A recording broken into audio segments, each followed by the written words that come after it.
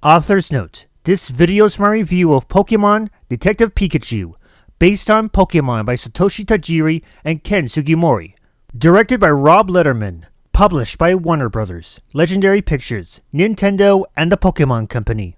Starring Justice Smith, Catherine Newton, Suki Waterhouse, Omar Chaparro, Chris Gear, Ken Watanabe, and Bill Nighy. Featuring the voices of Akio Otani and Ryan Reynolds as Pikachu. Rated PG. Special thanks to Scottish Pride 17 for his voice of Marvel's Deadpool. I know, you can't understand me, but put down the stapler or I will electrocute you.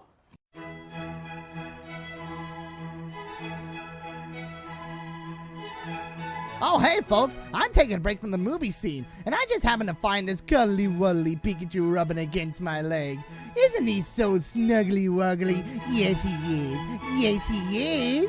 I like babies. What the? Never thought I'd see the day where I review a Pokemon movie.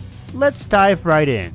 Tim Goodman had given up on being a Pokemon trainer when he was young, but when word of his father's death takes him to Rhyme City, he discovers a Pikachu that sounds a lot like Deadpool. You can hear him, right? Pika Pika! I'm really impressed with Rhyme City. It's a really dark and depressing place compared to the Pokemon anime and video games. And it's also a place where you can get yourself lost in. Also, despite some bizarre designs, the Pokemon in this movie felt like real animals, blending in perfectly with the world, though I wish they had their 4 kids voice actors. It's the nostalgia within me. Listen up, we got ways to make you talk. While the humor was never sharp in the Pokemon franchise, I wound up enjoying some parts of it in this movie. There are some funny moments that were also a bit on the dark side, especially for Pokemon.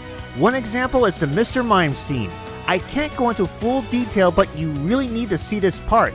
It does show off a bit of a sadistic side, but I ate it up and enjoyed every moment of it. In my head, I saw that differently. In terms of the character Tim Goodman, I consider him more of an anti-Ash Ketchum. He lost his mother, he's been distant from his father, and he gave up on being a Pokemon trainer. And yet, despite all that, I found him a more interesting character than Ash. In fact, his strongest parts involves his interactions with Pikachu, showing how he grows from his guilt all the way to regaining his optimism. I kinda wish there was an animated series that was focused on this character. So let me get this right. We're forced to listen to this spa music so your head doesn't explode and kill us all. Hey, you put that down. I am not giving you a massage. Normally, my obvious complaint would be that some parts were too long, but not this time. I actually wish this movie was longer. First reason that some scenes go by too fast. I wouldn't mind an extra 5 to 10 minutes for some parts of the movie to give it some more go power. And the second reason is that it felt like I really wanted to see more of Rhyme City and the Pokemon there.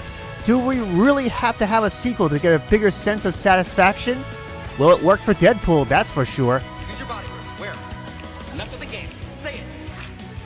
Just say it. Aside from my complaints, I wound up enjoying Pokemon Detective Pikachu. It's a fun addition to the Pokemon legacy with a well-developed protagonist while giving a past nod to the first season of the Pokemon anime, especially a bit of Mewtwo Strikes Back. Speaking of which, I may review Mewtwo Strikes Back and maybe the upcoming remake in the future, so stay tuned.